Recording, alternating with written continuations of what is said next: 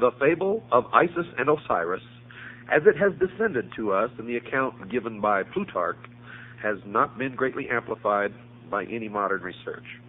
The Egyptian fragments, which have been translated in recent years, offer no complete account of the birth, life, death, and resurrection of Osiris, nor has any new key been found to unlock this great drama, which may well be termed the Passion Play of Egypt. It is not our intention to perpetuate Plutarch's account merely for its outward appearance, but rather from the same motive that inspired Synesius, Platonic philosopher and Christian bishop, to compile his account of the same fabulous history.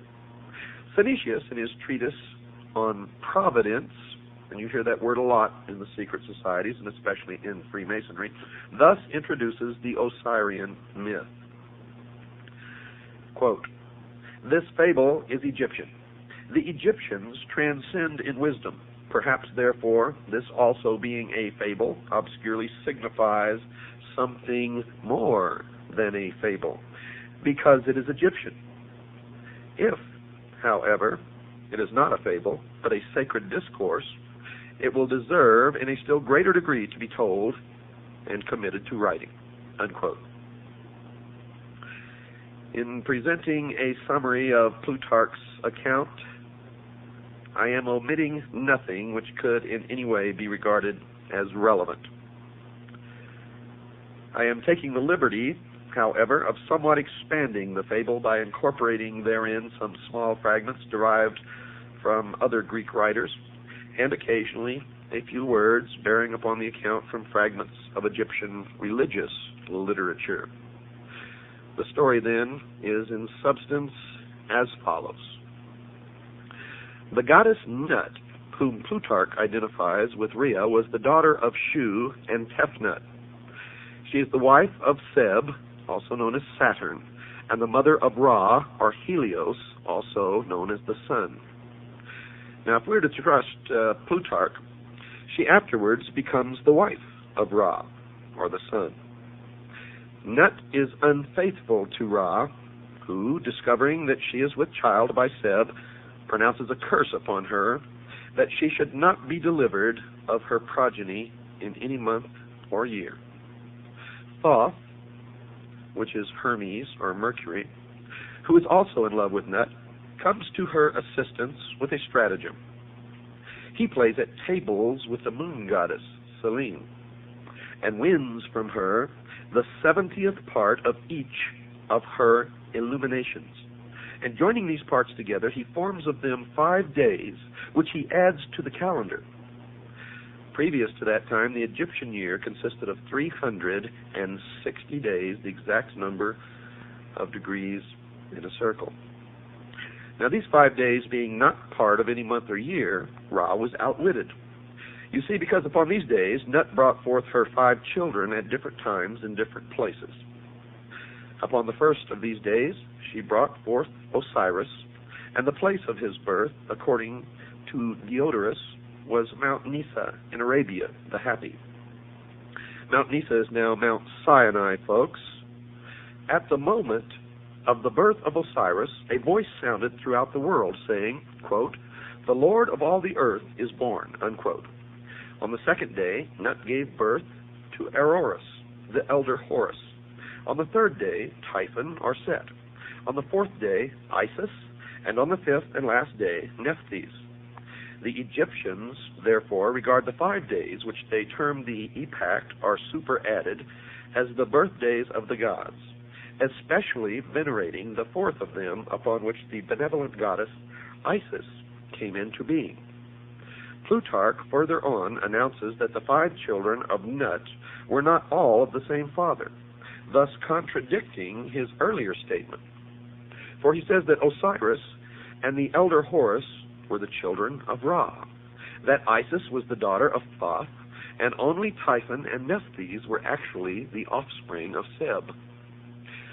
There is another, and even more recondite legend regarding the elder Horus, which denies him the fathership of Ra, declaring him to be the offspring of Osiris and Isis, while they were still in the womb of Nut. Now, these accounts we shall consider later. Osiris was given to Hamleth to be educated, and having come to the years of majority, became the king of Egypt. In this high capacity, Osiris applied himself to the civilizing of his nation, turning the Egyptians from their previously indigent and barbarous course of life to a happy and community existence. He taught them agriculture, compiled for them a body of laws for the regulation of conduct, instructed them in the reverencing and worship of the gods, thus establishing Egypt in all the essentials of truth, according to the legend. And having brought his own nation to prosperity and enlightenment, Osiris traveled over the rest of the world, converting peoples to his disciplines, not by force, but the persuasion of reason. Osiris was accompanied on this journey by a procession of nymphs and other superphysical beings who filled the air with music and song. In the meantime, Typhon, brother or half-brother of Osiris, had ambition to usurp the throne, but the vigilant Isis, sister wife of Osiris, was too watchful. Typhon, however, having persuaded 72 other persons to join him in his conspiracy, with the aid of a certain queen in Ethiopia named Eso, perfected a plot against Osiris. He fashioned a chest exactly to the measurement of the body of Osiris, which chest he caused to be brought into the banquet hall, where the princes of Egypt were feasting their king's return. Typhon, simulating jest, promised this elaborately ornamented box to the one whose body, upon trial, most nearly fitted it. Now each of the princes in turn lay down in the box, but each was too short or too tall, until last of all Osiris himself lay down in it. Immediately the 72 conspirators rushed to the box, clamped the cover upon it, fastened it with nails, and poured melted lead over all the cracks and crevices. After this, they carried the chest to the bank of the Nile and cast it into the river where it joins the sea. Now this evil deed was executed upon the 17th day of the Egyptian month of Athir, when the sun was in Scorpio. According to some, it was in the 28th year of the reign of Osiris, and to others in the 28th year of his life. Now try to remember these numbers. If you can't, jot them down, but these numbers will crop up again and again and again. Scorpio crops up, 17 crops up, 28 crops up, and many other numbers, and they all have significance in the mystery religion of Babylon, the secret societies, and to the guardians of the secrets of the ages. As soon as Isis received word of this crime, she cut off one of the locks of her hair and put on the mourning apparel of widowhood, for which reason the spot where she did this was afterwards called Koptos. That's Koptos, or the city of mourning. After donning the widow's weeds, Isis set forth in search of her husband's body and wandered about all Europe, wandered about all Egypt, asking all with whom she came in contact. You see, I may be back here in the United States, but a lot of my thoughts, folks, are still in Europe. Finally, some children who had been at play told Isis that they had seen the accomplices of Typhon carrying the chest to the Nile. For that reason, Egyptians regard the words of children as oracular and pay great attention to them. While Isis was searching for her husband's body, she learned that Nephthys, her sister, had by magic insinuated herself into the presence of Osiris before his death, and in the guise of Isis had conceived a son from him. Now Isis sought out the child, which Nephthys had deserted for fear of Typhon's anger, and adopting it, attached it to her person as a constant guard and attendant.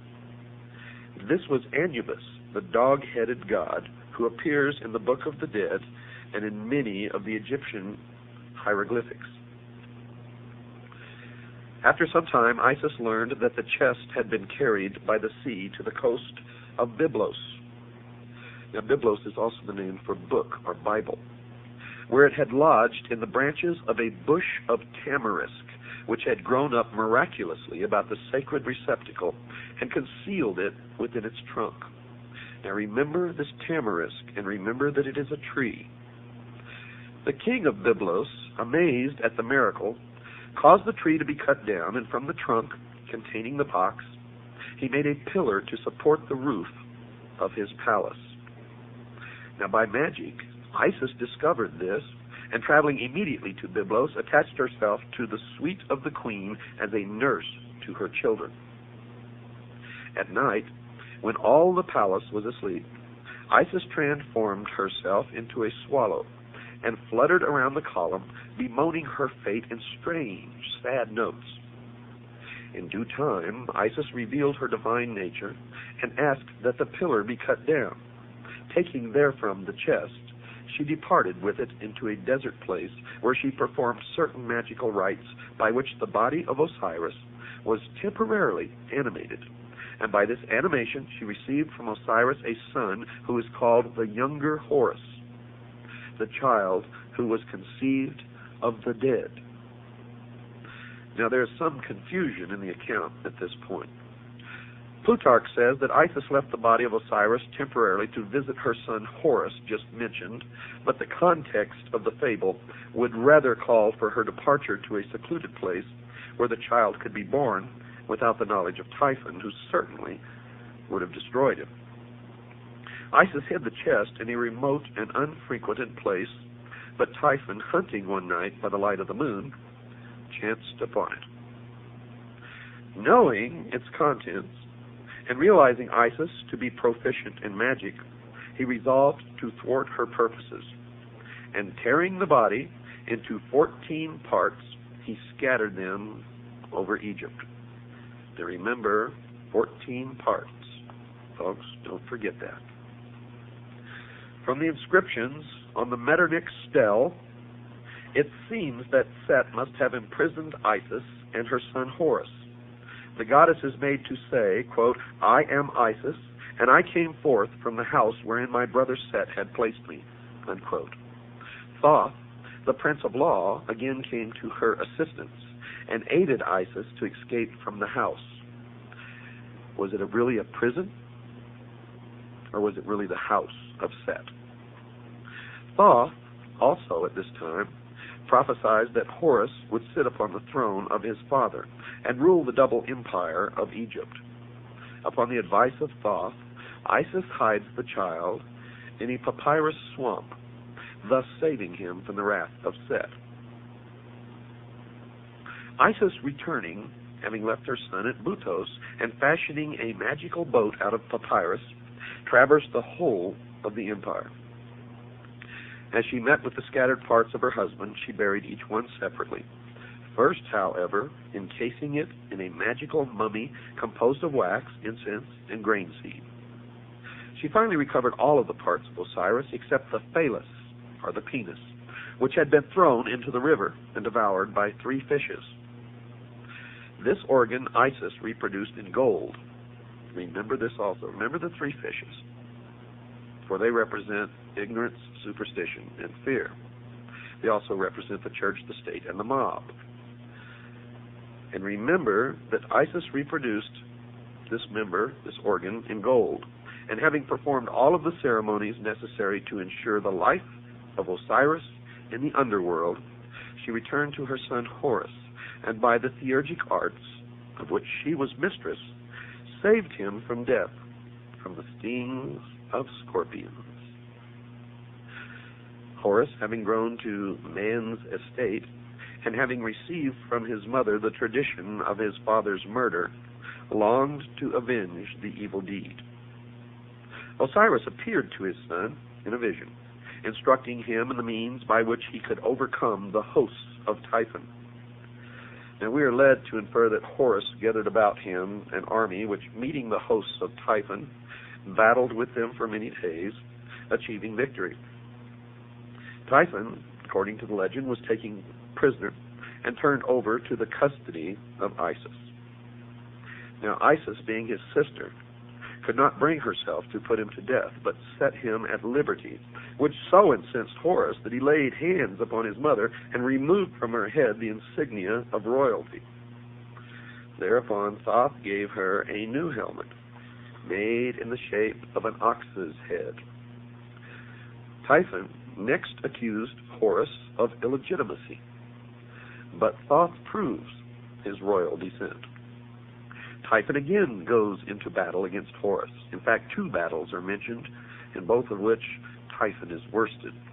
And Horus regains the kingdom of his father and is regarded, to at least a certain degree, as the actual reincarnation of Osiris. So here you've had a death and a resurrection.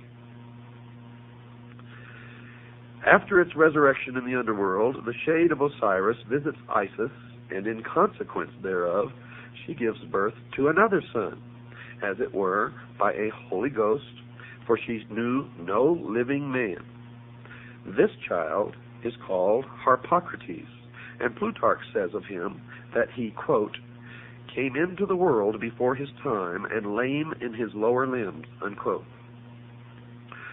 Harpocrates is usually depicted as a nude figure, his head adorned with a single curling lock of hair on the right side, this being, with the Egyptians, a symbol of youth or adolescence. He is sometimes depicted with an elaborate plumed headdress or wearing the double crown of the northern and southern empires. His finger is placed to his lips, which Plutarch interprets as a gesture symbolic of his childish and helpless state. The Greeks and Romans, however, considered this gesture to be a symbol for silence or secrecy, and from this has arisen the custom of placing the finger to the lips as a motion for quietness and secrecy, and we do it today. Statues of the god Harpocrates were placed at the entrances to temples and sacred retreats where the dramas of the mysteries were performed, as a sign that silence and secrecy should be observed in the holy places, and that all initiates were bound by vows of discretion. Harpocrates is also sometimes shown standing, and at other times he is depicted seated on the blossom of a lotus, just like Buddha. Although he is usually figured with childish immaturity of body, the imperfection of his lower limbs, as described by Plutarch, is not apparent in any of the Egyptian drawings. It therefore seems that the statements concerning this deformity should be more carefully examined. Samuel Squire, whose translation of Plutarch's Isis and Osiris, made in 1744, is still the most often quoted by Egyptologists. Well, he states definitely, quote, lame in his lower limbs. G.R.S. Mead translated the same essay much later and gives a slightly different rendering of Plutarch's words. Mr. Mead says, quote, weak in his limbs from below upwards, unquote. This difference in wording, though slight, may have an unexpected significance. You see, there's some general information contained in Synesius's Treatise on Providence that should be included in this Osirian epic. Synesius is of the opinion that Osiris should be regarded as an historical king whose father, transcending in wisdom, instructed his benevolent son in all the secrets of the divine science of government. Synesius is moved to this conclusion by a desire to keep all speculation within the sphere of the reasonable. The Platonist bishop seems to have derived much of his account from origins foreign to Plutarch's treatise, or possibly he interpreted differently the restrictions imposed by his vows. Synesius, a prudent and conscientious author, wary of myths and fables, and exhibiting a truly Platonic conservativeness in his handling of subject matter, yet Synesius was beyond question a deeply religious philosopher and an initiate of pagan mysteries prior to his conversion to the Christian faith, and therefore may have hidden the true meaning of the fable. Thomas Taylor is of the mind that the treatise on Providence was written while Synesius was still a votary of pagan mysteries.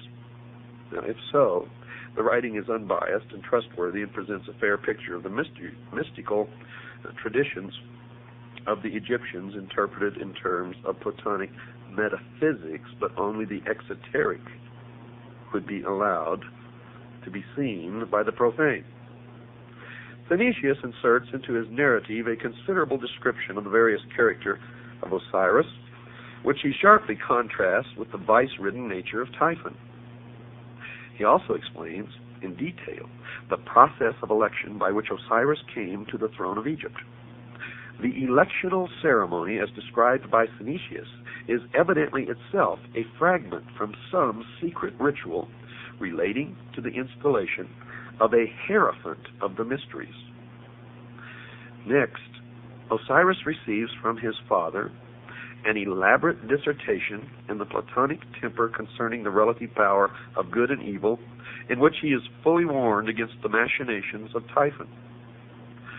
Possibly the most important sentence in Phoenicius' treatise occurs during this dissertation. The father of Osiris is made to say to his son, quote, "You also have been initiated in those mysteries in which there are two pair of eyes, and it is requisite that the pair which are beneath should be closed, when the pair that are above them perceive, and when the pair above are closed, those which are beneath should be opened," unquote. Now, these words unquestionably have an arcane meaning and are incorporated into the narrative that the true significance of the whole Osirian cycle might not be entirely obscured. And I can tell you that the meaning, folks, is that the eyes above are the exoteric meant for the outer world, for the profane, and the eyes below are the esoteric meant for the initiate, the adept, the priest of the mystery schools only. Phoenicius does not describe the death of Osiris, but merely reports his banishment and final restoration to the throne. In the latter part of the story, there was also introduced a certain philosopher who was a stranger in Egypt. This philosopher predicts the fall of Typhon and is an eyewitness to the recrowning of Osiris. Phoenicius says of this philosopher, quote, "He likewise then learned some particulars about Osiris which would shortly happen, and others which would take place at some greater distance of time. Vis-a-vis, when the boy Horus would choose as his associate in battle a wolf instead of a lion. But who the wolf is a sacred narration, which it is not holy to divulge even in the form of a fable," unquote. Well, the lion, we know, has always been of the tribe of Judah. Such is the amazing tradition of the good king Osiris, the first victim, the first mummy, and the first resurrection. He dies and is born again in three forms. First, as god of the underworld, where he rules the justified dead. Second, as the younger Horus, in whose form he battles for his own honor. And third, as Harpocrates, the silent child. The latter two forms are regarded as incarnations, or embodiments of his very self. Yet he exists independent of them as the judge of shades and the lord of the resurrection. Now we know that Osiris was also known as the sun, and Horus was known as the child, or the young Osiris, the young Horus, the baby Horus. So after the sun set in the west, when it rose the next morning, it rose as the young Horus, and as it went across the sky, it became Osiris and then the elder. But in the legends, it's differently at different times Osiris or Horus. Horus the younger, Horus at his peak strength at noon, and Horus the elder. It is also Osiris. So you see that these figures intermingle in the legend, but it all has meaning, and it will all be clear to you at a later time. Now, just because you don't understand some of this and you may be a little lost, don't worry, it will come together. Don't miss one single word of this series of episodes of the Hour of the Time. If you do, I can guarantee you will regret it for the rest of your life. Nearly all writers attempting an interpretation of the Osirian cycle have recourse to Plutarch. It has seemingly never occurred to Egyptologists that this eminent priest of Delphi might have purposely confused or distorted the fable, or, if not that, might certainly have misdirected the attention of the reader from relevant to irrelevant explanations. Two factors must certainly be taken into consideration when reading Plutarch. First, he was an initiated priest of the mysteries. Of this there can be no doubt. For he himself says, quote, "For the mystic symbols are well known to us who belong to the brotherhood," unquote. And in those days it was known as the Brotherhood of the Snake, and those who possessed the knowledge of the secrets of the ages wore the symbol of the snake on their headdress. And in the Egyptian hieroglyphics, you can see the members of the mystery religion of Babylon in the hieroglyphics as they wore the snake on the front of their forehead. It should be evident to everybody that as an initiate, Plutarch would not have unveiled the secret meaning of the Osirian myth, and I've found that to be absolutely true. No man of his priestly station or philosophic mind who so greatly venerated the gods as to attach himself to their service would have been guilty of the impiety of profaning their mysteries, and he would not have violated his oath of secrecy. Furthermore, had his treatise actually exposed any of the secrets of the rites, he would most probably have perished miserably, or at least been publicly disgraced. These evils not descending upon him, we must suppose that his book was regarded as harmless, and for our purpose, therefore, at least not directly informative. The second factor which gravitates against the likelihood of Plutarch's interpretations being correct is the condition of Egyptian metaphysics in the 1st century after Christ. If, as Budge maintains, the Egyptians themselves were unaware of the meaning of the word Osiris long prior to the Christian era, into what decay had the old rites fallen even prior to the Ptolemaic period? Now, Pluto based his accounts upon popular traditions. They were most certainly inaccurate, and it is not impossible that even the priests themselves were for the most part ignorant of the origins of their doctrine.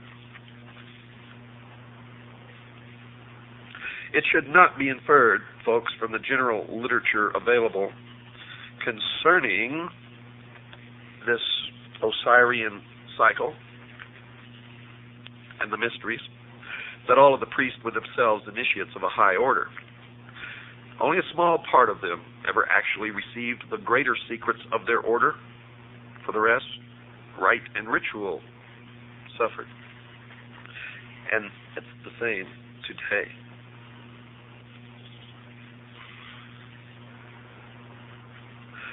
Democritus spent a great part of his life in Egypt, and from the priests of that nation, he secured the foundation for his celebrated doctrine of atoms.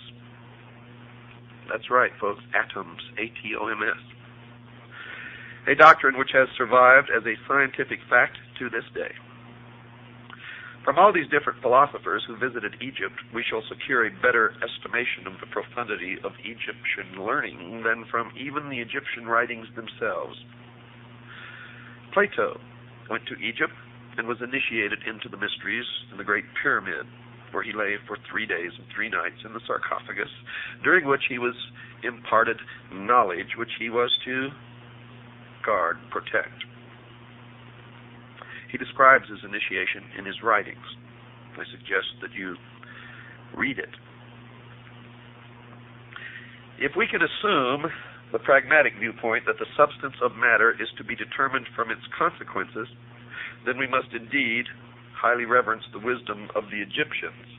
For it seems that first among the consequences of that wisdom is civilization itself. That cannot be doubted.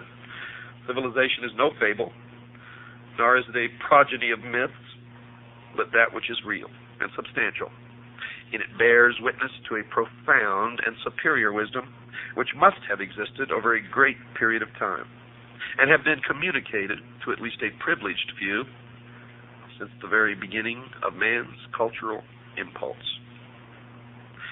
Now we can also take the example of Pythagoras, the great philosopher. While a youth, if we may credit Iamblichus, associated himself with Thales of Miletus, from whom he gained a considerable knowledge of the mysteries.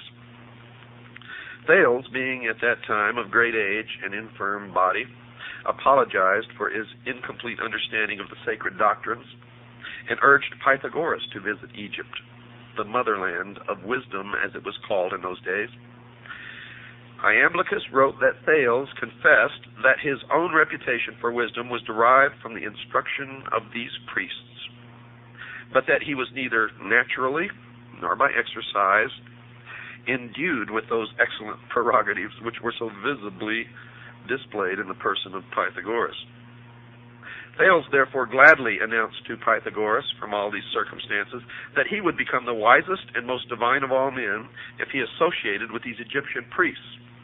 Iamblichus then describes the journey which Pythagoras made to Egypt, how en route he was initiated into the mysteries of several nations, and at last, arriving at his destination, was received by the Egyptian priests with respect and affection. He associated with the Egyptian philosophers for some time, and after demonstrating by his sincerity and consecration that he was worthy to associate with the initiated, he was at last admitted into the secrets of their orders. Quote, he spent, therefore, observes Iamblichus, 22 years in Egypt, and the adyta of temples, astronomizing and geometrizing, and was initiated, not in a superficial or casual manner, in all the mysteries of the gods. Pythagoras must be acknowledged among the first of those divine men to whom the race is indebted for the principles of science, art, and philosophy. And are we to presume that so noble an intellect could have spent 22 years pursuing fabulous shadows in Egyptian crypts? If, as some have asserted, Osiris signified merely the Nile, and Isis the black earth rendered fertile by its inundation, could such a fable have so greatly stimulated the admiration of Pythagoras that he would have spent a score of years in the assimilation of the idea? I don't think so. Or again, would he have spent this great length of time, the very best years of his life, in memorizing the myth-encrusted history of an ancient king who at some remote period had reigned in Egypt and whose memory seemed sufficient to inspire a vast civilization for some 6,000 years? By the way, that's the exact number of years in the calendar of the Mystery School and of the Freemasons. Or would he approach the matter from another of these explanations? Would Pythagoras have pounded himself for a score of years against the walls of Memphis and find himself fully rewarded by being informed with bated breath by some archi-magus that Isis is the dog star? I think not. It's not impossible that in the course of its long and illustrious history, folks, Egypt devised many opinions relative to her sacred myths, but no such explanation has involved Egypt alone, her histories, her heroes, or her agricultural problems, could have caused illustrious men from all parts of the world to have visited her in quest of essential wisdom, the central core of which is the myth of Osiris, Isis, and Horus, known as the Osirian cycle. The Nile meant nothing to the Greeks, who cared little whether it rose or fell. The sneezing you hear in the background is my dog, Sugar Bear, who always accompanies me into the studio to do these programs. Not Egypt, but the Umbos of Delphi was the center of their universe in Greece, and local fables derived from Egypt's 42 gnomes could never have won for the double empire its illustrious reputation as patron of all learning, human and divine. So we must look deeper. And look deeper we did, folks, and what we found is amazing. For we found that Osiris and Isis and Horus were not ever meant to be, nor were they ever real people or real gods or spacemen who came from some other world. Not at all. As we have found in our research, and as I have found in my over 20-some-odd years of research into the mystery schools, they are like all the other symbols of the mystery religion. For the public, for the profane, they are the exoteric, and you may make of them what you wish.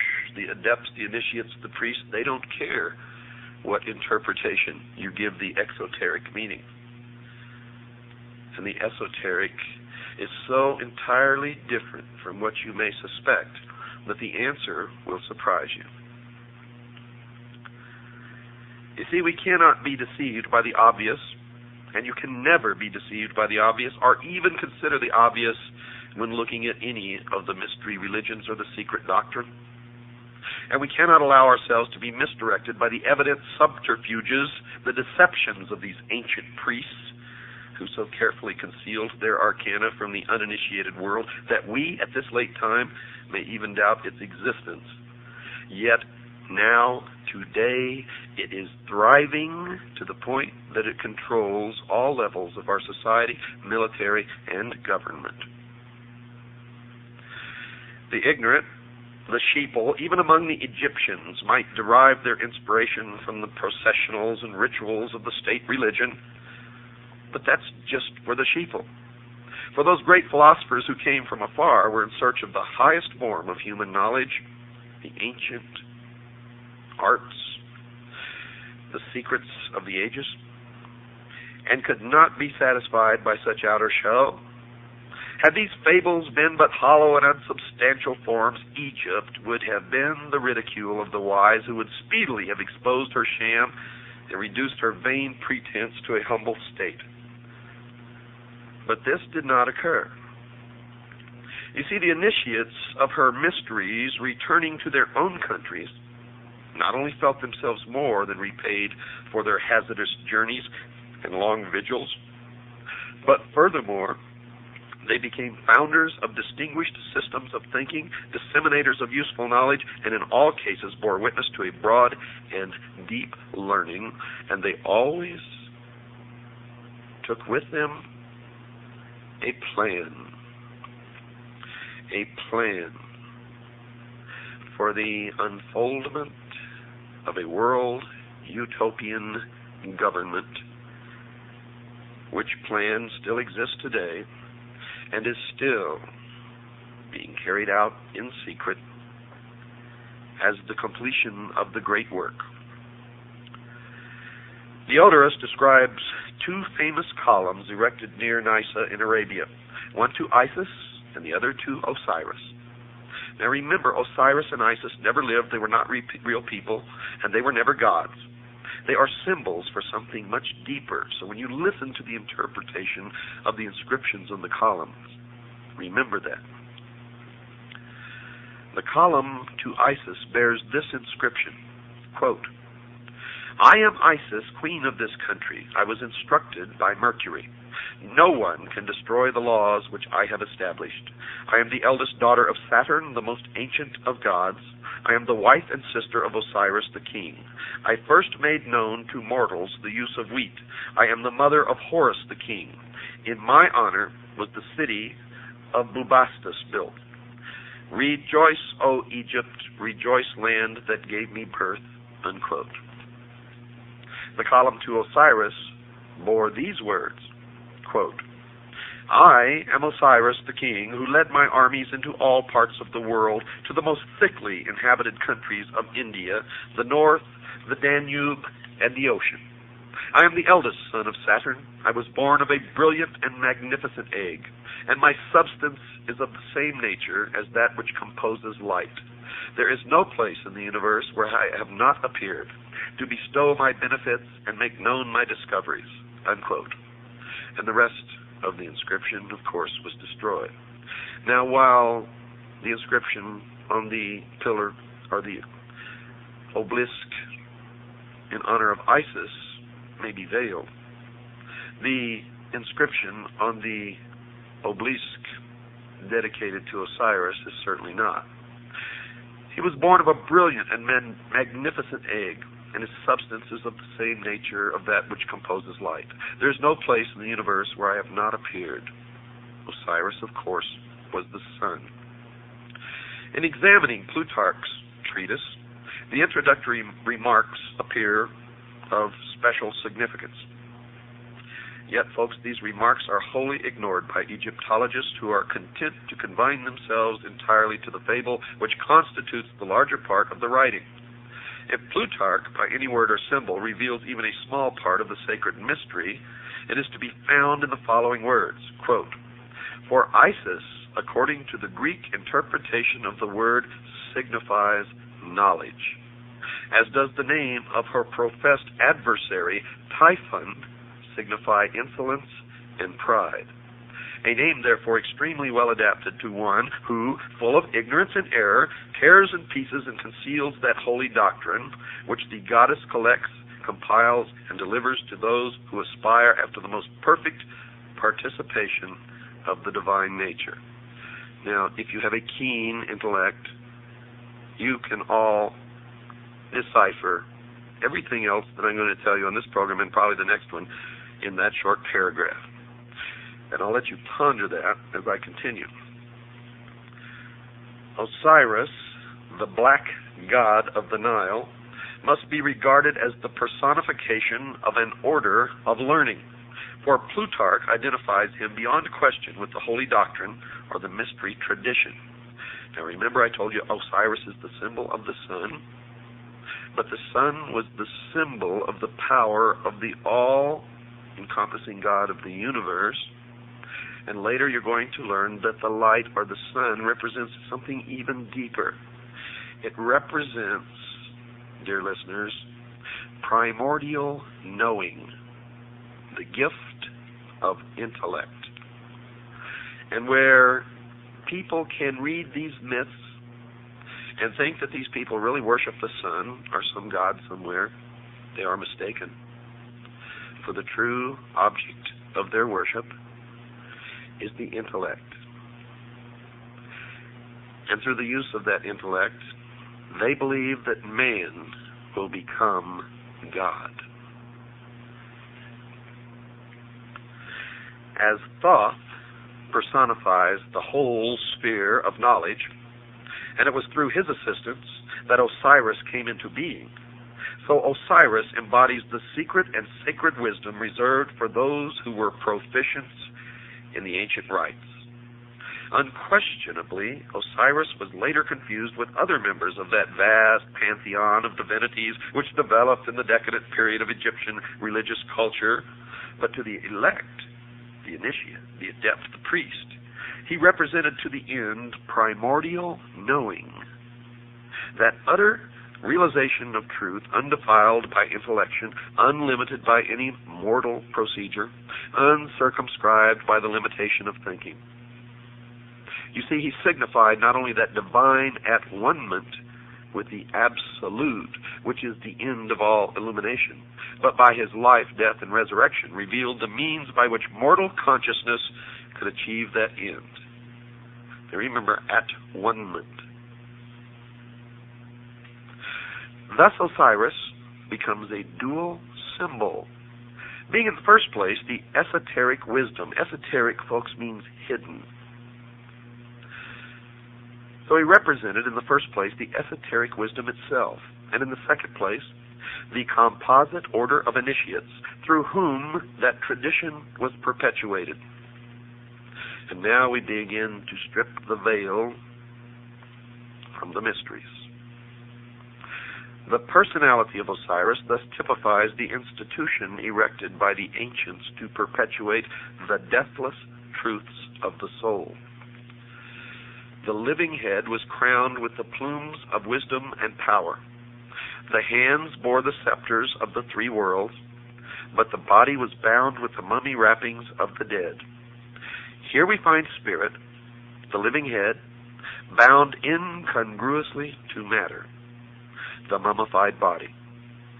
The soul was imprisoned in the narrow bonds of flesh. Now, one thing through my research is certain. Osiris represented the secret doctrine prior to that time when the omnific word, or the lost word, of Freemasonry was lost.